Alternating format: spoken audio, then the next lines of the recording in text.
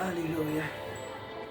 Gloire soit rendue à Jésus-Christ de Nazareth, notre Maître et notre Sauveur. Amen. Notre abri, notre refuge, celui-là qui nous a aimés, celui-là qui ne nous a jamais abandonnés. Oui, celui-là qui a payé le grand prix pour que nous soyons sauvés, pour que nous soyons appelés aujourd'hui et pour l'éternité, fils et filles du royaume de Dieu. Amen. Que son nom soit béni ce soir après notre moment de culte, notre moment de réjouissance. Le Seigneur me permet encore, bien aimé, de revenir encore sur ce sujet comme je l'avais dit. Alléluia. Nous avons parlé la dernière fois de la belle famille qui oppresse la belle-sœur, veuve et les enfants. Alléluia. Nous avons parlé de cela. Pourquoi? Parce que c'est vraiment un sujet beaucoup délicat. Parce que c'est vraiment un sujet vraiment qui est très récurrent dans notre société. C'est un sujet qui est toujours d'actualité. Même alors que là j'en parle, beaucoup de femmes, beaucoup de veuves, ici en Europe, comme là-bas en Afrique, partout dans le monde, beaucoup de veuves subissent vraiment cette oppression avec leurs enfants, avec enfants ou sans enfants, mais vraiment ces veuves-là qui subissent vraiment ces situations vraiment difficiles. Amen, excusez-moi, alléluia. Donc c'est des situations vraiment difficiles que dans notre société, vraiment beaucoup de femmes veuves et leurs enfants vivent. Amen. Et comme je l'avais dit aussi la dernière fois, que c'est un sujet dont beaucoup de personnes en parlent, que ce soit des chrétiens ou non chrétiens. C'est des sujets vraiment qui sont beaucoup, c'est un sujet qui est beaucoup abordé à travers notre société. Amen. Mais malheureusement, beaucoup ne comprennent pas. Quand bien même qu'on en parle, on interpelle, mais les choses vont chaque fois de mal en pire et vraiment c'est regrettable. C'est vraiment regrettable que ces personnes concernées vraiment ne prennent pas de recul, n'examinent pas leur comportement, excusez-moi, n'examinent pas leur comportement pour se dire que, ben, écoute, il ne faut plus qu'on agisse de la sorte parce que Dieu n'aime pas cela pour ceux qui craignent Dieu. Et non, il ne faudrait pas faire cela parce que ce que je fais à l'autre, eh ben, d'ici un moment à l'autre, cela peut aussi moi m'arriver, donc je ne vais pas le faire. Malheureusement, ces personnes ne pensent pas à demain. Elles croient tenir entre leurs mains leur vie, leur destinée, donc elles font ce qu'elles veulent. Donc on pourrait dire, à bon entendeur, salut, celui qui veut comprendre, qu'il comprenne comme la Bible le dit dans Apocalypse, que celui qui a des oreilles pour entendre ce que dit l'Esprit à l'Église, qu'il entende. Celui qui n'a pas envie de comprendre, mais qu'il ne comprenne pas. Donc on ne peut pas changer le monde. Mais Dieu nous envoie pour pouvoir interpeller, pour pouvoir alerter. Celui ou celle qui veut comprendre, comprendra. Mais la personne ne dira pas plus tard que on ne m'avait pas parlé. Personne ne pourra se justifier devant Dieu. Parce que Dieu parle par qui il veut. Amen. Et donc celui qui veut comprendre, il comprend, il comprend. Celui qui ne veut pas, eh bien, écoute, il laisse et il continue dans son mal. Eh bien, un jour il aura des comptes. Sinon que cette personne aura des comptes à rendre à Dieu. Amen. Donc que Dieu soit béni, que Dieu te bénisse. J'aimerais encore répéter ici que je ne viens pas te culpabiliser parce que la dernière fois, nous avions parlé de la famille, de la belle famille. Nous avons parlé de la belle famille qui vient tout prendre à la veuve et la laisse vraiment pour compte avec les enfants qui souffrent et tout. Et donc cela n'est pas bien. Amen. Donc nous avons parlé de la belle famille. Maintenant nous allons aussi parler ce soir. Nous allons parler de l'attitude aussi de la veuve. Alléluia. Parce que c'est vrai que c'est comme on dit souvent dans un couple, lorsqu'il y a des litiges, il n'y a pas qu'un qui soit responsable. Ce n'est pas forcément le mari ou la femme seul qui soit responsable des litiges. Les deux personnes sont concernées. Amen. Les deux personnes sont concernées. Donc, c'est à peu près la même chose. Amen. Donc, c'est vrai, face à l'attitude de la belle famille, on peut dire que la belle famille agit mal, ce qui n'est pas tout à fait, ce qui n'est pas normal qu'elle agisse ainsi. Mais il y a aussi des comportements aussi de la part de la belle fille, de cette veuve, qui amène aussi la belle famille à agir de la sorte. Amen. Parce que souvent, quand on ne sait pas les choses, on les juge. Quand on est loin, on juge les faits. On dit oui, telle personne a mal fait, telle a mal fait. Mais on ne sait pas le dessous de l'histoire. Amen. Et moi-même étant une mère, une femme, et je suis quand même bien placé pour pouvoir être, par la grâce de la bouche du Seigneur, pour pouvoir interpeller, alerter et parler. Amen. Amen.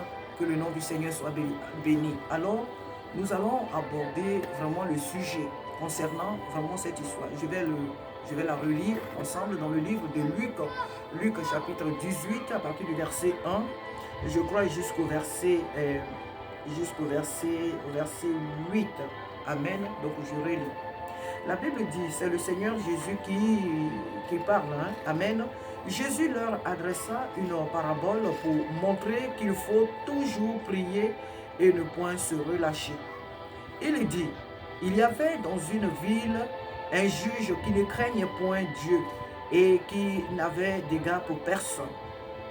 Il y avait aussi dans cette ville une veuve qui venait lui dire, fais-moi justice de ma partie adverse. Pendant longtemps, il refusa, mais ensuite il dit en lui-même, quoique je ne craigne point Dieu et que je n'ai d'égard pour personne, néanmoins, parce que cette veuve m'importune, je lui ferai justice afin qu'elle ne vienne pas sans cesse me casser la tête. Le Seigneur ajouta, entendez ce que dit le juge inique, et Dieu ne fera-t-il pas justice à ses élus qui crient à lui jour et nuit, et tardera-t-il à leur égard? Je vous le dis, il leur fera promptement justice. Mais quand le Fils de l'homme viendra, trouvera-t-il la foi sur la terre? Amen. Donc, quand nous voyons cette histoire, déjà le titre nous dit tout. Hein? Le titre déjà ici nous dit tout. Amen. Jésus ici donne cette parabole plutôt, pour nous inciter à la prière, pour nous montrer que nous devons constamment prier. Nous ne devons jamais nous relâcher dans la prière. Continuer vraiment d'être toujours dans la présence de Dieu, où qu'on soit au travail, mais partout. Et donc ici, ce texte nous appelle à la prière. Mais nous allons prendre l'histoire vraiment qui est relatée là, c'est-à-dire l'histoire du juge unique et de la veuve qui vient lui demander de lui faire justice face à sa partie adverse. Amen. Alors comme je venais de le dire, la femme, elle est vraiment oppressée par certainement sa belle famille. Parce que la Bible nous dit que c'était une veuve. Donc, si elle vient demander au juge de lui faire droit face aux personnes qui l'oppressent, ce qui veut dire que cette veuve était certainement en face de sa belle famille ou des personnes qui lui sont mais vraiment proches. Amen. Donc, des personnes qui lui sont proches. Donc, voilà pourquoi elle vient supplier le juge constamment de venir lui faire justice. C'est tout à fait normal que lorsque quelqu'un est dans des besoins, quelqu'un est en face d'une situation d'injustice, qu'elle ait recours à la justice. C'est tout à fait louable cette démarche. Au lieu de chercher soi-même à se justifier ou à chercher à se venger, il faut se tourner vers la justice, ce qui est vraiment normal. Et c'est la procédure qu'elle a eue, c'est très bien. Mais il y a aussi des manières où nous pouvons, une veuve peut vouloir engager une procédure judiciaire sans que réellement elle ne soit dans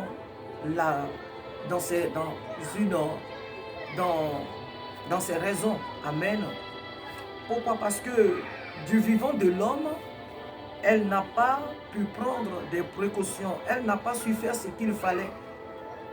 Elle n'a pas fait ce qu'il fallait. Chères sœurs, ici cette histoire concerne la femme. La femme. C'est une femme qui allait voir le juge pour lui faire justice. Alléluia. Donc, souvent les gens disent que dans des chants que ce que femme veut, Dieu veut. Ce qui n'est pas tout à fait vrai. C'est vrai que la femme est la dernière créature de Dieu et Dieu aime la femme, c'est vrai, mais Dieu aime aussi les hommes. Et Dieu aime toute sa création, surtout les êtres humains qu'il a fait à son image. Il les aime puisque c'est pour elle qu'il a donné sa vie. Donc, Dieu aime la femme, on ne dira pas que c'est faux.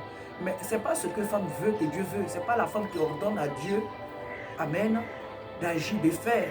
Ce n'est pas la femme qui donne des ordres à Dieu de la secourir. Et Dieu agit dans la justice, pas dans l'injustice. Quand une femme est dans la justice, bien sûr, est dans ses droits, bien sûr que Dieu peut la défendre.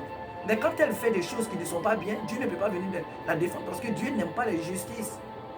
Dieu n'aime pas l'injustice, donc Dieu ne peut pas venir défendre une femme qui est cruelle, une femme qui n'est pas aimable, une femme qui est impolie vis-à-vis de sa belle famille, une femme qui n'a pas de respect pour sa belle famille, une femme qui pense qu'elle a épousé un homme, donc elle a eu sa manne, oui, elle a eu sa manne, donc elle a tout eu, donc sa belle famille, écoutez, elle n'en a rien à faire, elle les piétine. Pour recevoir sa belle famille, c'est tout un problème. Pour donner un verre d'eau à sa belle famille, c'est tout un problème. Donc cette dernière, Dieu ne peut pas la défendre. Soyons-en sûrs.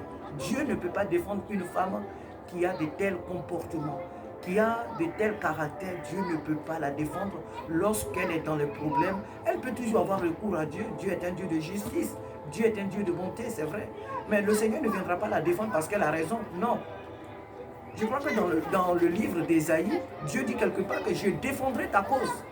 Mais c'est la cause de qui que Dieu défend? Dieu défend la cause de celle qui est innocente, de celle à qui on fait l'injustice, de celle qu'on méprise pour le bien qu'elle fait, celle qu'on rend l'injustice pour le bien qu'elle a fait. Voilà celle que Dieu vient défendre.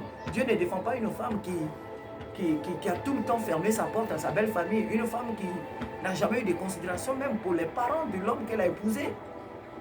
Amen. Alors ici, il faut que nous comprenions ceci, que lorsque nous entrons dans une famille, lorsqu'un homme vient épouser une femme et qu'il va même vers sa famille pour demander la main de cette dernière, cette femme doit comprendre qu'il n'y a pas que l'homme qu'elle a épousé qui compte. C'est vrai qu'elle n'a pas, on peut dire comme ça, oui, qu'elle n'a pas épousé toute la famille, c'est vrai, elle n'a pas épousé, mais c'est tout comme. Voilà, j'aime bien le répéter parce qu'il faut dire que cette histoire, j'en ai fait toute une série. Pour ceux qui peuvent aller sur ma page, j'en ai fait toute une série, alléluia, sur cette question de la famille, de la belle-fille, de la belle-sœur, des beaux-parents et sur eux aussi des enfants. J'en ai fait toute une série, alléluia. Mais aujourd'hui, je reviens, le Seigneur me permet de revenir encore sur la question. Ma soeur, je viens encore t'interpeller. Le Seigneur vient encore par ma petite voix t'interpeller. Aujourd'hui, tu vis avec un homme. Quelle est ta relation avec ta belle famille? Parce que tout ce qu'on fait dans la vie, il ne faut pas regarder à l'instant. Il ne faut pas regarder à l'instant présent. Il ne faut pas regarder à ce qui se passe. Il faut regarder beaucoup plus loin. Si c'est l'homme qui part avant toi, ou si c'est toi qui pars avant l'homme, c'est Dieu qui décide. Amen. Mais généralement, c'est souvent les hommes qui, c'est ce qu'on voit souvent. Hein. Moi, c'est pas ce que je souhaite. C'est Dieu qui décide. C'est lui qui nous a mis sur la terre. Il y a beaucoup de femmes qui meurent avant leur mari. Voilà. Donc, mais je dis que sur 100 cas, il y a peut-être 20% des femmes qui meurent avant leur mari. Mais la plupart des cas, ce sont les femmes, ce sont les hommes qui partent. Donc, il faut vraiment réfléchir. Aujourd'hui, quelle est ta relation? Quelle est ta relation avec ta belle famille? Quelle est ta relation avec peut-être même les enfants que ton mari a eus avant qu'il ne t'épouse? Est-ce que cet homme a eu des enfants avant toi? Et quel est le bien que cet homme, qu'est-ce qui revient à ces enfants-là de droit? Qu'est-ce qui revient à ces enfants qu'il a eu avant toi là de droit? Bon, aujourd'hui on parle de la justice. Peut-être que l'homme, c'est toi qui l'as épousé légalement et que ce n'est pas que dans sa première liaison, il n'était pas marié légalement. Donc on va dire que ces enfants-là sont des enfants hors mariage, on peut le dire comme ça. Mais il faut comprendre que devant Dieu, le mariage même si, je peux le dire encore, même s'il se résume aujourd'hui, dans notre temps moderne, aller à la mairie, aller à l'église, prier, c'est ça, c'est vrai. Ça, c'est ce qui est fait et c'est ce qui est vrai. Voilà, c'est ce qui est normal. Mais la Bible, Jésus lui-même dit quelque part que un homme qui a déjà regardé rien qu'une femme et qui l'a convoitée a déjà commis même le péché sexuel avec elle. Pour dire que le mariage, c'est aussi l'accouplement de l'homme et la femme. Donc, quelque part, le fait que cet homme s'est mis avec une femme et a eu des enfants avec elle, ces enfants-là comptent dans la vie de cet homme. Ces enfants-là comptent. Ce n'est pas question de non, ils n'avaient pas épousé légalement leur mère et que les biens, ils n'ont pas droit à ces biens parce que c'est moi qui l'ai épousé légalement. Donc, tous ces biens-là, ça ne revient qu'à moi et si vous avez des enfants, qu'à nos enfants.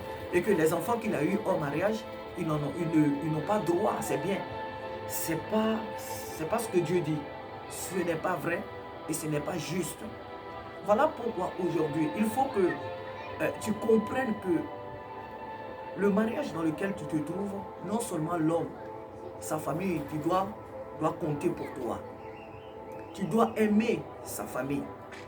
Tu dois recevoir sa famille si cela se présente à toi, c'est-à-dire que si ses parents viennent chez toi, tu dois les recevoir, mais comme toi, tes propres parents. Tu dois les aimer comme tes propres parents. Tu ne dois pas les rejeter. Tu ne dois pas te comporter vis-à-vis d'eux comme des personnes des sous-hommes, comme des personnes qui ne sont pas importantes pour toi. Ça dit, toi, tu as trouvé ton mari, vous êtes là avec vos enfants, vous vivez la belle vie, mais de là où le monsieur vient, ça ne t'intéresse pas. Ce n'est pas ce que Dieu dit. Ce n'est pas ce que Dieu dit. Vous voyez que lorsque Isaac épouse Rebecca, Isaac, il avait les moyens. Hein? Isaac avait bien les moyens. Il pouvait aller ailleurs, vivre avec sa femme ailleurs, être en contact toujours avec son père Abraham. Mais les deux pouvaient vivre ailleurs. Mais qu'est-ce que Isaac fait? Isaac envoie Rebecca dans la tente de sa mère Sarah. Isaac vient vivre dans la maison de ses parents avec sa femme. Pour dire que de là où on vient est très très important. Lorsque tu épouses un homme, il n'y a pas que lui. Surtout pour nous qui sommes des Africains, nous le disons souvent que lorsque tu épouses un homme, il n'y a pas que lui que tu as épousé. Tu as épousé toute la famille.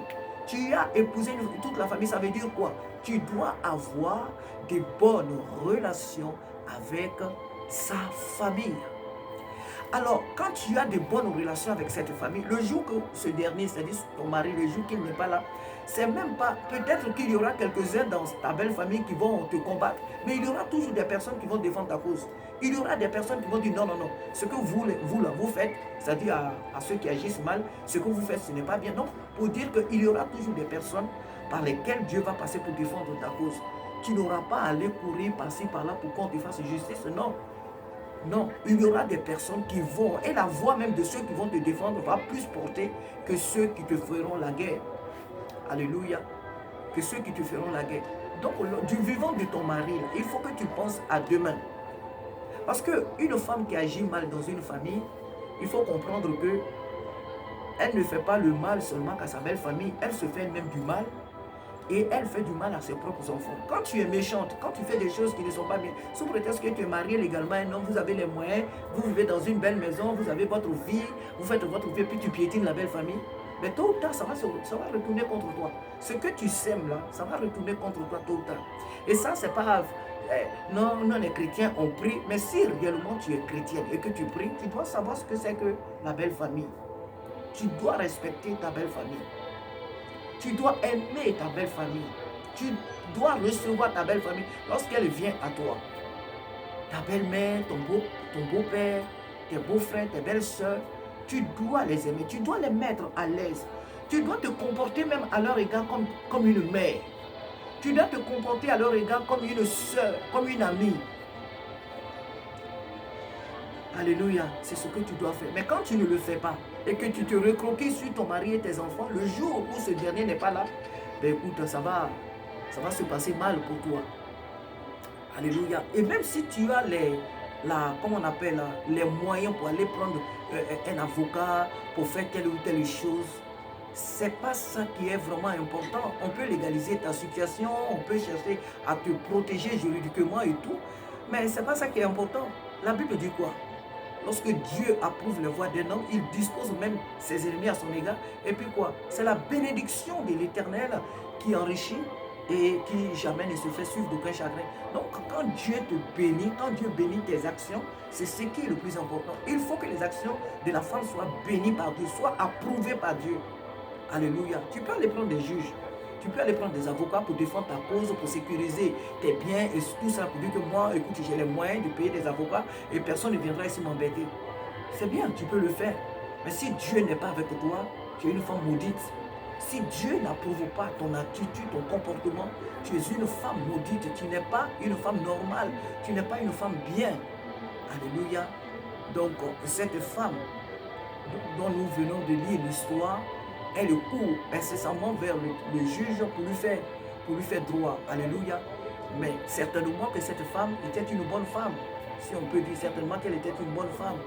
Ou certainement, elle avait fait des choses vraiment à ses proches, c'est-à-dire à la famille de son mari. Et c'est à cause de cette attitude-là que cette famille-là venait le presser. Amen. Donc, à travers cette vidéo, j'aimerais vraiment t'encourager. Je ne suis pas ici pour te lancer la pierre. Je ne suis pas ici pour te dire que tu agis mal. Et plutôt que que moi je suis meilleur que toi. Je ne suis pas ici pour te dire que ce que tu as fait ou ce que tu es en train de faire est chose qu'on appelle impardonnable. Dieu pardonne. Si tu te repens, Dieu peut te pardonner. Si tu te ressaisis, Dieu peut te pardonner. Alléluia. Il n'est pas encore tard. Il n'est jamais tard pour faire du bien. Alléluia. Donc revois ta situation, ma soeur, avec ta belle famille. C'est important. Parce que de là où vient ton mari, alléluia, de là où vient ton mari, c'est très très important. Il n'y a pas que l'homme que tu as épousé qui est important. C'est vrai, c'est ton époux. C'est vrai. Mais d'où il vient, cet homme que tu as épousé? D'où est-ce qu'il vient? D'où est-ce qu'il vient? Même si, ça dit, tes beaux-parents ne sont plus en vie, mais ton mari, il a une famille, il a des frères peut-être, il a des soeurs. Et s'il n'en a pas, ben écoute, bon, moi je ne dirais pas gloire à Dieu, mais il a quand même des proches. Donc il faut être en de bons termes avec eux. C'est très, très, très important. Alléluia, c'est très, très important. C'est ça la bénédiction. Parlant d'Isaac tout à l'heure, Isaac a accepté que son épouse vienne vivre avec elle dans la maison de ses parents. Et Rebecca ne s'est pas imposée, n'a pas dit non, moi j'ai eu mon mari et tout ça, donc on n'a qu'à aller vivre ailleurs. Qu'est-ce qu'on a à vivre ici avec un vieillard, c'est-à-dire Abraham? Qu'est-ce qu'on a à vivre ici? Après c'est moi qui vais m'occuper de lui, bien je vais faire ceci, cela. Non, non. Elle a accepté de vivre avec Isaac dans la maison de sa défunte mère. Alléluia. On a vu aussi l'histoire de Ruth. Ruth, après la mort de son mari, Ruth va accepter d'aller vivre avec sa belle-mère. Parce qu'elle a compris que c'est cette femme-là qui a enfanté l'homme que j'avais épousé. L'homme avec lequel j'ai passé des bons moments là. C'est cette femme-là qui l'a enfanté. Donc si aujourd'hui, elle a tout perdu. Si aujourd'hui, son fils, son mari, en tout cas tous ses biens, elle a perdu tous ses biens. Mais quand même, moi je suis là, je ne vais pas l'abandonner comme ça. Et à cause de son attitude, à cause de sa bienveillance, à cause de sa fidélité, nous voyons ce que Ruth est devenue plus tard. Nous avons vu ce que Dieu a fait dans la vie de Ruth. Donc la vie d'une belle sœur, de la belle fille dans une famille est très très très importante. Quand tu fais de bonnes choses et que c'est la famille qui agit mal à ton égard, mais si Dieu va défendre ta cause, Dieu va défendre ta cause. Non seulement il va bénir tes enfants, ta progéniture, Dieu va les bénir, mais il vous fera du bien. Dieu défendra, d'une manière ou d'une autre, Dieu va défendre ta cause. Mais quand c'est toi qui fais de mauvaises choses, et que tu fais gémir ta belle famille, tu les fais gémir, tu les fais pleurer, ils viennent à ta porte, c'est fermé. Tant qu'on ne te demande pas audience, on ne vient pas chez toi. Tant qu'on ne te prévient pas des mois sur des mois, on ne vient pas chez toi. Tu es incapable de dire quand même un jour à ton mari, vous vivez dans le même pays avec la belle famille, tu es incapable de dire un jour à ton mari, attends, ce week-end-là, on va aller quand même au village, voir la maman, on va aller voir les parents, ou bien les parents vont venir quand même à la maison, passer un moment avec nous, pour que les enfants puissent les connaître, et puis pour que vraiment on puisse passer du temps ensemble. Ça ne te vient jamais à l'esprit. Tu es assise à la capitale ou tu es assise là où vous êtes, et la vie de la belle famille ne te dit absolument rien. La belle-mère est malade, le beau-père est malade, ils sont malades, ils souffrent, et vous vivez dans le confort absolu, et toi, ça ne te dit absolument rien. Ou des fois, même quand la belle famille vient chez toi, tu les boudes. Tu mets mal à l'aise ta belle-mère. Tu mets mal à l'aise ta belle famille, au point qu'ils sont même pressés de rentrer chez eux.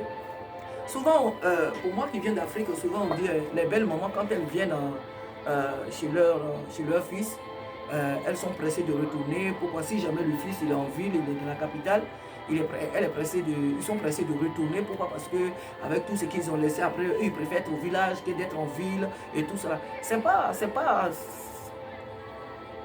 Des fois, ce n'est pas vrai. Ça dépend de ce qu'elles vivent quand ils arrivent à la maison de leur fils. Ce qu'ils vivent, ces beaux-parents, c'est ce qui les amène à vouloir vite retourner au village. Parce qu'ils se disent que moi, j'ai ma dignité. J'ai ma dignité, j'ai ma vie. Donc, je ne peux pas venir ici pour me faire humilier par la femme de mon fils et par mon fils. Parce que si mon fils écoute plus sa femme, ben écoute, je ne viens pas ici pour me faire humilier. Moi, j'ai ma vie, donc je préfère dans ma petite case, là où je suis moi-même maître, que d'être quelque part où on va me traiter comme un moins que rien, ou comme une moins que rien. Alléluia. Donc, c'est pourquoi souvent, ils préfèrent retourner dans leur village. Mais une belle-mère qui est bien traitée par sa belle-fille, des beaux-parents qui sont bien traités par leur belle-fille, mais ils sont pressés tout le temps de venir. Et puis, deux fois même, pendant les saisons des récoltes de certains aliments, ben, écoute, la belle-famille fait souvent des colis, ils amènent à leur fils, ils amènent à leur belle-fille. Ah, vraiment, la femme de mon fils, c'est vraiment ma fille. La femme de mon fils, c'est vraiment ceci. Donc, ils sont pressés de faire même des dons, des cadeaux. Ils prient même, ils remercient Dieu même pour la femme que Dieu a donnée à leur fils. Quand elle agit bien, ils prétendent que c'est Dieu qui a agi ainsi. Mais quand elle agit mal, mais écoute, et leur mécontentement devient une malédiction même pour leur fils et sa femme. Donc vraiment, à travers cette vidéo, vraiment je viens devant toi bien aimé. Je l'ai dit et je ne vais pas tout le temps me répéter, je ne viens pas pour te condamner, je ne suis pas juge. C'est selon la parole de Dieu et c'est par rapport à cela que je me présente, le Seigneur me permet de venir à toi. Sois une épouse, alléluia, sois une épouse. Sache que l'homme que tu as épousé vient de quelque part. De peur que demain, en son absence, tu ne sois dans des problèmes. Même si tu crois avoir tout sécurisé de son vivant, c'est-à-dire vous avez fait le testament, vous avez tout fait, et que tu crois avoir sécurisé l'avenir de tes enfants si jamais vous en avez, même si tu crois avoir tout sécurisé, bien aimé, la bénédiction de Dieu vaut mieux que les procédures judiciaires humaines. La bénédiction de Dieu est beaucoup meilleure que les procédures judiciaires humaines. Alléluia. Il vaut mieux pour toi être en accord parfait, vraiment avec ta belle famille, pour que le jour où l'homme n'est pas là, tes enfants, toi et toi, ne puissent pas souffrir. Alléluia. Parce que si tu agis mal, même si tu as sécurisé les biens que vous avez, et que ce dernier n'est plus là, les gémissements de ta belle famille vont te causer des ennuis sérieux. Les gémissements de ta belle famille causeront des obstacles à la vie de tes enfants. Causeront de sérieux problèmes à toi et à tes enfants. Alléluia. Donc, que le Seigneur permette que ce message, vraiment, tu l'écoutes et que tu revois ta position. Cette femme, elle a importuné le juge pour lui faire justice face à sa partie adverse, comme la Bible dit. Amen. Elle a importuné vraiment le juge par rapport à la situation qu'elle vivait. Elle se sentait oppressée. Mais comment avait-elle vécu du vivant de son homme avec sa belle famille? Comment avait-elle vécu avec les proches de son défunt mari? Quelle relation avait-elle eue? Donc, ça aussi, il y a des questions vraiment à se poser là-dessus. Amen. Mais si cette famille l'oppresse, c'est que certainement, sa relation n'était pas bonne. Alors, vraiment, je viens t'encourager à avoir une bonne attitude avec ton époux. Alors qu'il est encore en vie, il faut vraiment avoir une bonne attitude avec ta belle famille. Cela va vous procurer une bénédiction. Dieu va te bénir, ma soeur. Donne ce que tu as. Ne donne pas ce que tu n'as pas. Ce que tu n'as pas, tu ne peux pas donner. Mais donne ce que tu as. Même ton sourire, même tes coups de fil, même ta présence, même ton vêtement que tu peux offrir. Donne ce que tu as. Ce que tu peux donner, donne-le pour que cette famille soit vraiment contente de toi. C'est important. Leur sourire, leur joie va te procurer une bénédiction à toi et toute ta maison. Amen. Leur parole, leur joie va t'ouvrir des portes, des grandes portes. Leur joie va ouvrir des grandes portes à tes enfants. Alléluia, c'est important. Alléluia, parce que tout ce qu'on fait aussi, on le fait aussi pour nos enfants, parce que nous on part, mais les enfants vont vivre. Lorsque les parents agissent mal, ça se répercute sur les enfants. La maman n'est plus là, mais les enfants vont récolter. Les parents ne sont plus là, mais les enfants vont payer ce que les parents ont sémé. Les enfants vont récolter cela. C'est à cela qu'il faut regarder, pour ne pas laisser plus tard des enfants dans des sérieux problèmes, ne pas les voir souffrir, parce qu'il faut voir que, il faut comprendre qu'il y a des personnes qui ont de l'argent, mais qui souffrent. Hein? Il y a des personnes qui ont des biens partout, mais qui souffrent. Alléluia, parce que l'argent ne procure pas le bonheur. Le bonheur vient de Dieu. Pour toi qui es chrétienne et qui peux le comprendre ainsi, comprends-le. Amen. Aie une bonne relation avec ta belle famille, de peur que demain, à l'absence de l'homme, tu ne sois dans des sérieux problèmes. On n'encourage pas la belle famille de presser la veuve. On n'encourage pas la belle famille de presser, d'arracher les biens qui revient à la veuve, de les lui arracher. On ne l'encourage pas, ce n'est pas une bonne attitude. Mais il faut comprendre que souvent, les belles filles sont souvent à la base de leur malheur, sont souvent à la base des problèmes qui leur arrivent. Lorsque du vivant du mari, tu as piétiné la belle famille, tu agis comme une je ne sais pas quoi, comme une mauvaise épouse, que tu as mal agi, il faut comprendre que au départ de ce dernier, tu vas récolter ce que toi-même tu as semé. Et pour ne pas en arriver là, il est temps, par la grâce de Dieu, que tu redresses la tête, que tu comprennes que cet homme-là vient de quelque part, alléluia, et que tu dois aimer sa famille. C'est vraiment important. Que Dieu te bénisse, que le Seigneur te soutienne, ma soeur, et qu'il t'aide vraiment à être en de bons termes avec ta belle famille. Je vais m'arrêter là et te lancer l'appel pour toi qui n'as pas encore accepté Jésus comme ton Seigneur et ton Sauveur. Amen. Je t'encourage à donner ta vie à Jésus-Christ. Les temps sont courts et Jésus revient. Ce n'est pas un jeu. Au temps de Noé, c'est comme ça que Noé parlait. Noé interpellait les gens, mais les gens ne voulaient pas comprendre. Ça mangeait, ça buvait comme la Bible nous dit. Et les gens ne voulaient rien comprendre. Et jusqu'à ce que la pluie tombe et que le déluge les emporte tous. Noé seul et sa famille ont été sauvés. Ce bateau, c'est la personne de Jésus-Christ. Alléluia. C'est le salut que Christ nous a donné en lui. Alors je t'invite à donner ta vie à Jésus-Christ pour que tu sois sauvé. Ne regarde pas au bien que tu as. Ne regarde pas tout ce que tu es en train de faire. Tu peux laisser tout ton argent, un moment à l'autre. D'un moment à l'autre, tu peux partir. Si Jésus tarde à venir, la mort peut venir. Alléluia. La mort peut venir te chercher. Parce qu'elle ne prévient pas. Comme j'aime souvent le dire, c'est l'être le plus impoli.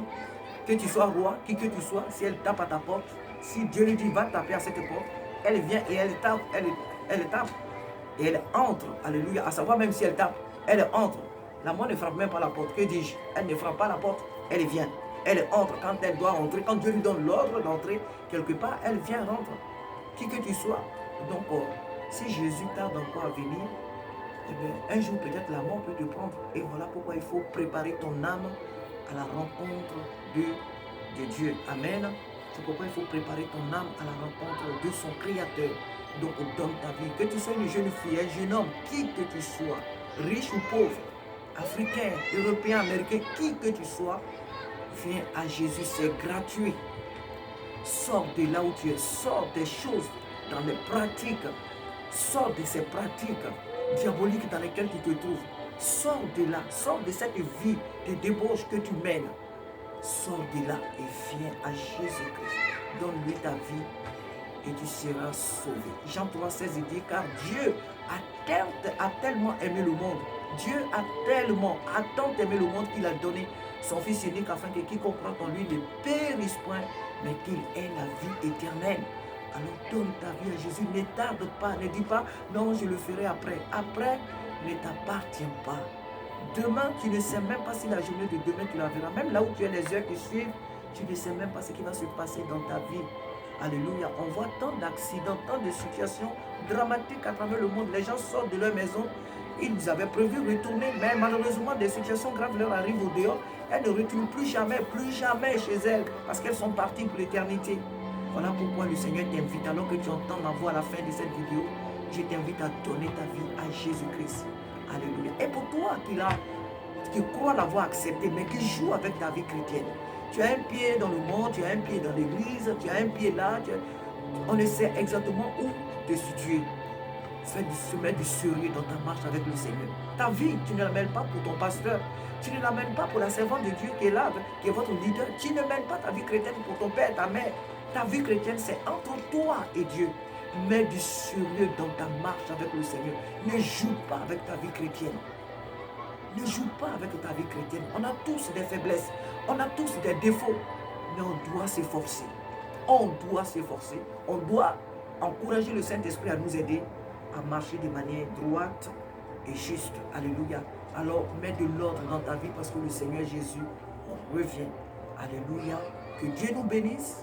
Je vous souhaite une agréable soirée et un agréable moment. Ça dépend de l'heure à laquelle vous allez découvrir cette vidéo. Que le Seigneur nous aide tous à être de bonnes épouses, de bonnes femmes, de bonnes mères. Que le Seigneur nous aide tous à avoir de bonnes relations avec notre belle famille. On ne dit pas j'ai épousé un homme, c'est lui seulement que j'ai et mes enfants et ça s'arrête là. Non, ton mari n'est pas tombé du ciel, il vient de quelque part. L'homme que tu as épousé n'est sorti de nulle part, il vient de quelque part. Les personnes se sont occupées de lui depuis sa naissance jusqu'à ce qu'il soit aujourd'hui ton mari. Alors, il te faut avoir de bonnes relations avec cette famille. Il ne faut pas la piétiner. Alléluia. Il ne faut pas la piétiner. Alléluia. On ne dit pas d'aller te mettre à terre. C'est pas ce qu'on te dit pour qu'elle marche sur toi. C'est pas ce qu'on dit. Mais il faut donner ce que tu peux à cette famille.